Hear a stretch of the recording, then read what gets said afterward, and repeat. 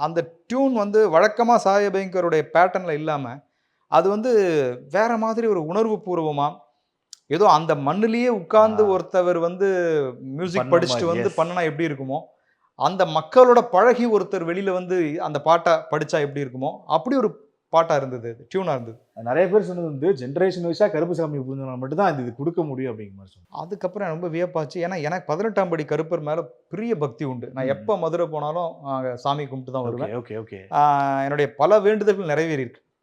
அப்படியா? என்னடா 18ஆம் படி கருப்பருக்கு வந்து நம்ம பாட்டு எழுதுற வாய்ப்பு கிடைச்சிருக்கு. கண்டிப்பா இது ஒரு பெரிய பாட்டா வருங்கிறது மட்டும் எனக்கு மனசுல பட்டுருச்சு.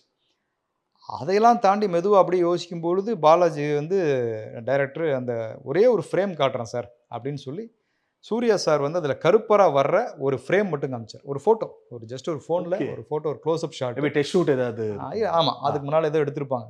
ஸோ அதில அந்த மீச முறுக்கி அவர் கண் அகட்ட கண்ணோட இதுவரைக்கும் தான் ஃப்ரேமோட ஷாட். அத பார்க்கும்போது அப்படியே கருப்பரே கண்ல முன்னாடி நின்ன மாரி இருந்தது எனக்கு.